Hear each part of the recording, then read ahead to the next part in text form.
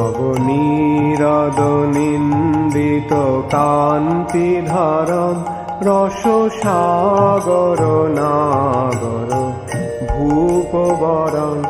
हरे कृष्णा। हम लोग भागवतम में स्कंद 4 अध्याय 9 श्लोक संख्या 49 से आज 61 तक करेंगे। श्लोक संख्या 49। सुनीति यस्य जननी प्राणे जननी प्राणेभ्यो अपि प्रियं सुतम् उपगुह्य जहावाधिं तदंग स्पर्श निवृता। पढ़िए सुषमा माता जी। अनुवाद।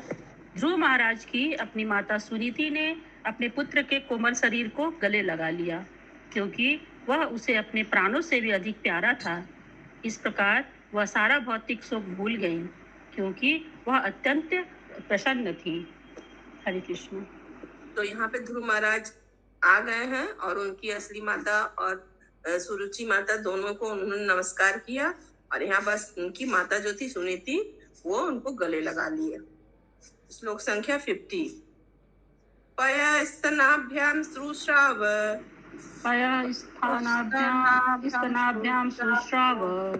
नेत्र जय सलिलय शिवै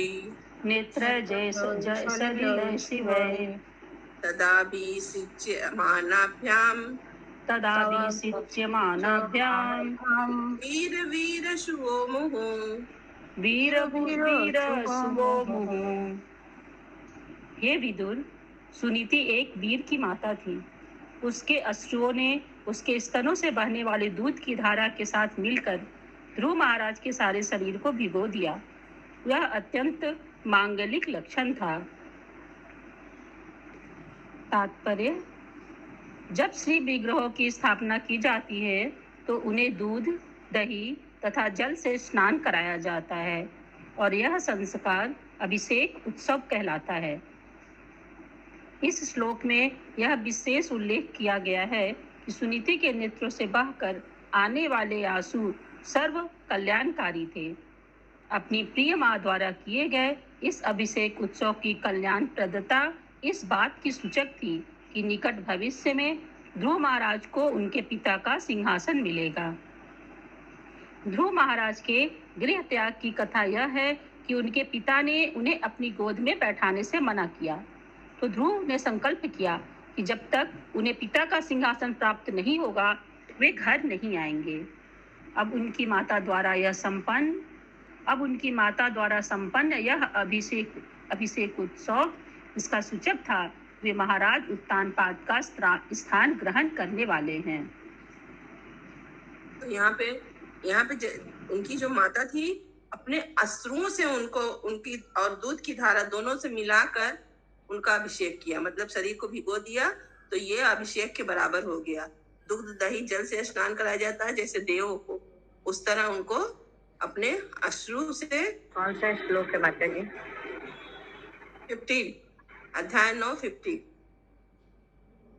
भिगो दिए, और ताकि अब उनको महाराज उत्तानपाद का स्थान वो ग्रहण करने वाला था, इसलिए उनका अभिषेक पहले ही हो। आगे पढ़िए दूसरा पैरा। इस श्लोक में आगत वीरसु शब्द भी महत्वपूर्ण है, जिसका अर्थ है वीर की माता, और यह ध्रुव महाराज की माता के लिए प्रयुक्त है। दुनिया में अनेक वीर हैं, किंतु ध्रुव महाराज से उनकी कोई समता नहीं, क्योंकि वे न केवल इस ग्रह के वीर सम्राट थे, अपितु एक महान भक्त भी थे। भक्त एक महान वीर भी होता है, क्योंकि वह माया के प्रभाव को जीत लेता है। जब भगवान श्री चैतन्य ने रामानंद राय से संसार के सबसे प्रसिद्ध मनुष्य का नाम पूछा, तो उन्होंने उत्तर दिया कि जो भी श्री भगवान का महान भक्त है वही सबसे प्रसिद्ध व्यक्ति माना जा सकता है। हरे कृष्ण।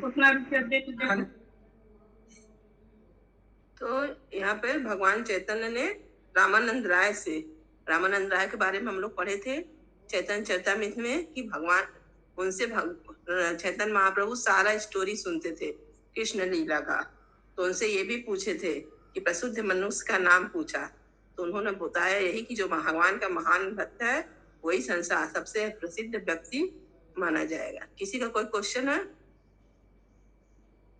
श्लोक संख्या 51। ताम स संसूचना राज्ञीं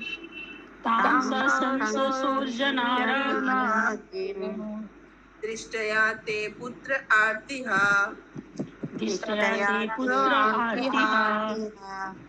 प्रतिलब्धश्च चिरं नष्टो रक्षिता मंडलम भुव। अनुवाद। राजमहल के निवासियों ने रानी की इस प्रकार से प्रशंसा की, हे रानी, दीर्घ काल से आपका पुत्र, प्रिय पुत्र खोया हुआ था। यह आपका परम सौभाग्य है कि वह अब वापस लौट आया है। अतः ऐसा प्रतीत होता है कि आपका पुत्र दीर्घ काल तक आपकी रक्षा करेगा और आपके सारे भौतिक कष्टों को दूर कर देगा। हरे कृष्ण। तो यहाँ पर राजमहल की निवासियों ने रानी की प्रशंसा कर रहे हैं, जो उनके निवासी थे। श्लोक संख्या 52।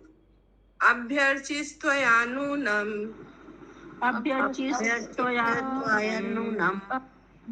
भगवान प्रणितार्तिहा यदनु ध्यायेनो धीरा मृत्युम जिज्ञु सुदुर्जयम्।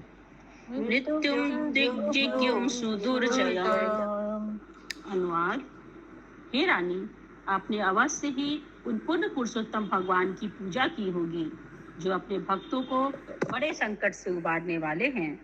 जो मनुष्य निरंतर उनका ध्यान करते हैं वे जन्म तथा मृत्यु की प्रक्रिया से आगे निकल जाते हैं।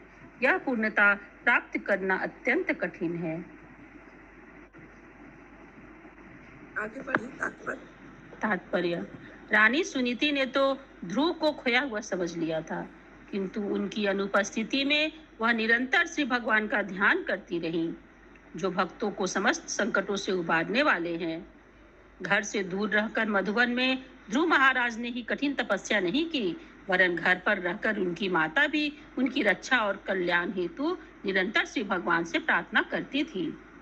दूसरे शब्दों में माता तथा पुत्र दोनों ही श्री भगवान की पूजा करते थे और दोनों को परमेश्वर का सर्वोपरि आशीर्वाद प्राप्त हो सका। सुदुर्जयम शब्द जो विशेषण की तरह प्रयुक्त है और जिसका अर्थ यह है कि मृत्यु को कोई जीत नहीं सकता, अत्यंत महत्वपूर्ण है। जब ध्रुव महाराज घर से दूर थे तो उनके पिता ने उन्हें मृत समझ लिया था। सामान्य रूप से यदि किसी राजा का 5 वर्ष का पुत्र घर से दूर जंगल में हो तो उसे मृत समझ लिया जाएगा, किंतु पूर्ण पुरुषोत्तम भगवान की कृपा से वह न केवल बचा लिया गया था वरन उसे परम सिद्धि का वरदान भी प्राप्त हुआ था। हरे कृष्ण। हरे कृष्णा। तो यहाँ पर सुनीति और ध्रुव महाराज दोनों तपस्या किए। वो घर पे रहकर तपस्या की और वो जंगल में रहकर तपस्या की, इसलिए दोनों लोग को भगवान का आशीर्वाद प्राप्त हो सका। इसमें तो कोई क्वेश्चन है? श्लोक संख्या 53। लाल्यमानं जनेरेवं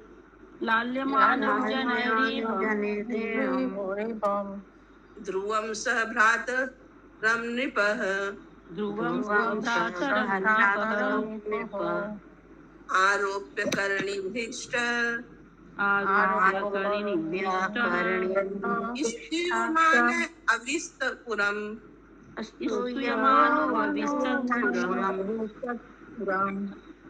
अनुवाद। श्री मैत्रेय मुनि ने आगे बताया, हे विदुर, सभी लोग जब इस प्रकार से ध्रुव महाराज की बड़ाई कर रहे थे तो राजा अत्यंत प्रसन्न थे। उन्होंने ध्रुव तथा उनके भाई को एक हथिनी की पीठ पर सवार कराया। इस प्रकार वे अपने राजधानी लौट आए, जहाँ सभी वर्ग के लोगों ने उसकी प्रशंसा की। तो राजा उनको लेने गए थे थोड़ा राज्य से दूर में ही। जब वो आ रहे थे तो वहां से वो लोग उनको हथनी पे, ध्रुव तथा उनके भाई उत्तम को, दोनों लोग को एक हथनी पे पीठ पे लेके तब राजधानी अपने आए। श्लोक संख्या 54। तत्र तत्र उपसंग लिप्तै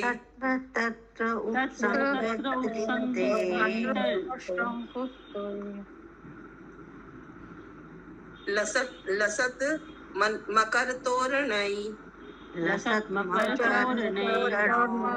तोरणई सवृंदय कदली स्तंभई सवृंदय कदली स्तंभे उगपोतश्च तद्विधई। उगपोतस्य तद्विधई।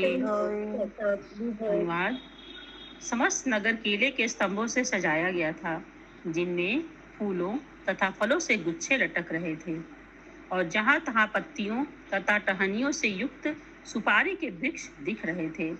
ऐसे अनेक तोरण भी बनाए गए थे जो मगर के आकार के थे। तात्पर्य: शुभ अवसरों पर ताड़ की हरी पत्तियों, नारियल के वृक्षों, सुपारी के वृक्षों तथा केले के वृक्षों एवं फल, फूल तथा पत्तियों से सजावट करने की शुभ प्रथा भारत में अत्यंत प्राचीन है।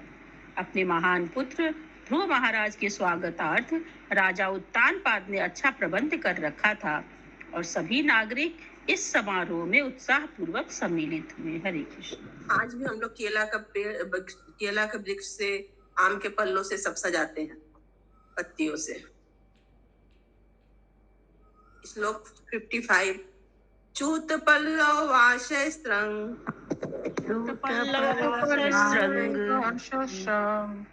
मुक्ता दाम विलंबिभी उपस्कृतं प्रतिद्वारम् अपाम कुंभ सदीपकै। अनुवाद: द्वार द्वार पर जलते हुए दीपक और विभिन्न प्रकार के रंगीन वस्त्र, मोती की लड़ों, पुष्पहारों तथा लटकती आम की पत्तियों से सज्जित बड़े बड़े जल के कलश रखे हुए थे। हरे कृष्ण।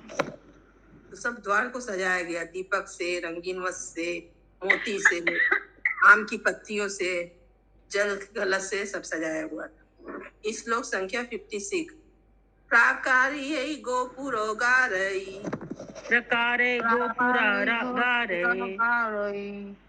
शातकुंभ परीक्षदय सर्वतो अलंकृतं श्रीमद् विमान शिखर दुभि।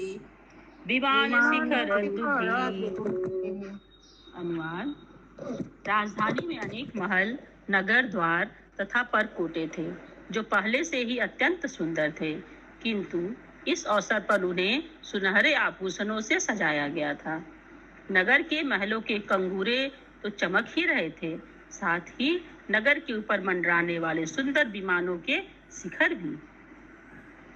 तात्पर्य: यहाँ पर विमानों का जो उल्लेख हुआ है उसके संबंध में श्रील श्रीमद् विजयध्वज तीर्थ ने यह सुझाया है कि इस अवसर पर स्वर्ग लोक के देवता भी अपने अपने विमानों में चढ़कर राजा की राजधानी में ध्रुव महाराज के आगमन पर आशीर्वाद देने पधारे थे। ऐसा भी प्रतीत होता है कि नगर के सभी महलों के कंगूरे तथा विमानों के शिखर सुनहरी कारीगरी से अलंकृत किए गए थे और सूर्य प्रकाश से प्रतिबिंबित वे चमक रहे थे। हम सरलता से ध्रुव महाराज के काल तथा आधुनिक काल के अंतर को समझ सकते हैं, क्योंकि तब विमान सोने के बनाए जाते थे और आजकल वे एल्युमिनियम के बने होते हैं। इससे ध्रुव महाराज के समय की ऐश्वर्य और आधुनिक युग की गरीबी का पता चलता है। हरे कृष्ण। तो पहले विमान सोने का रहता था, आजकल एल्युमिनियम का रहता है।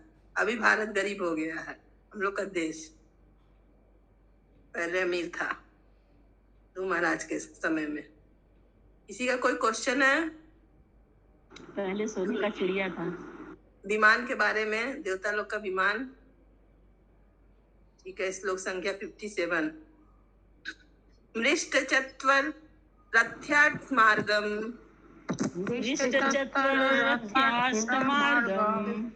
चंदन चर्चितम लाजा छैतै पुष्प फैलै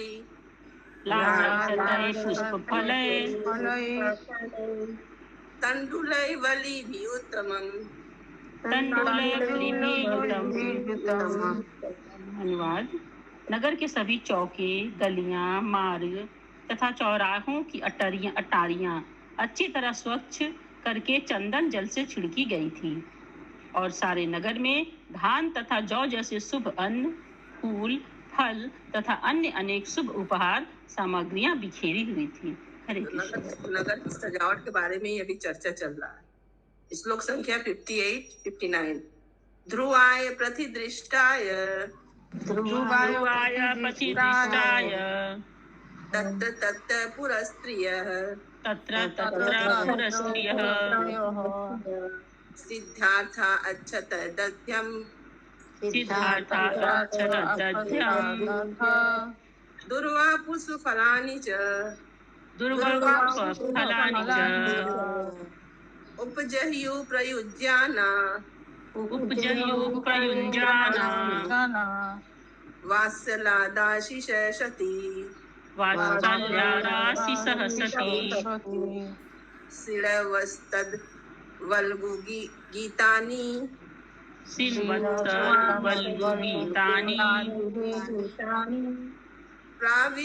प्राविस्भवनं पितु।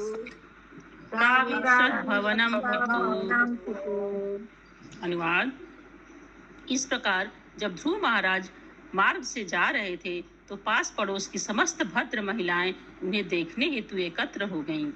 वे वात्सल्य भाव से अपना अपना आशीर्वाद देने लगी और उन पर सफेद सरसों, जौ, दही, जल, दूब, फल तथा फूल बरसाने लगी।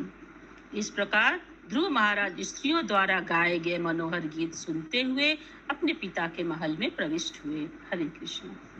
सफेद सरसों भी होता है क्या? पता नहीं, हम तो पीला और काला देखे थे। होता है। हाँ, सफेद सरसों होता है माता जी। बंगाली लोग ये जो इलिस माछ बनाता है उसमें डालता है, लोग सफेद सरसों से बनाता है। मिलता है माता जी सफेद सरसों का। अच्छा,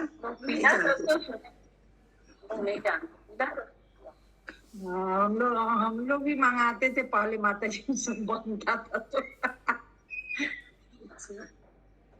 श्लोक संख्या 60। महामणि व्रातमये स तस्मिन् भवोत्तमे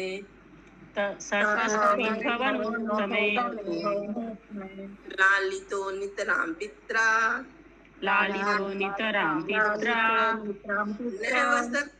नैव सत् दिवि देववत्। अनुवाद। तत्पश्चात ध्रुव महाराज अपने पिता के महल में रहने लगे, जिसकी दीवारें अत्यंत मूल्यवान मणियों से सुसज्जित थी। उनके वत्सल पिता ने उनकी विशेष देखरेख की और वे उस महल में उसी प्रकार रहने लगे जिस प्रकार देवतागण स्वर्गलोक में अपने प्रासादों में रहते हैं। हरे कृष्ण। ध्रुव महाराज यहाँ रहने लगे अपने पिता के महल में। आज का अंतिम श्लोक 61। पयफेन निभाशय्या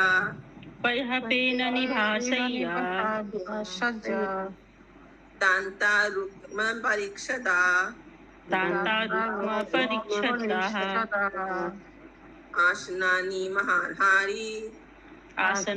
महार्हाणि यत्र रोक्मा उपस्कराः। अनुवाद। महल में जो शयन सैया थी वह दूध के फेन के समान श्वेत तथा अत्यंत कोमल थी। उसके अंदर की पलंगे हाथी दांत की थी, जिनमें सोने की कारीगरी थी और कुर्सियां, मेजे तथा अन्य आसन एवं सामग्री सोने के बने हुए थे। हरे कृष्ण। ग्रंथ भागवतम की जय। जय जय जय।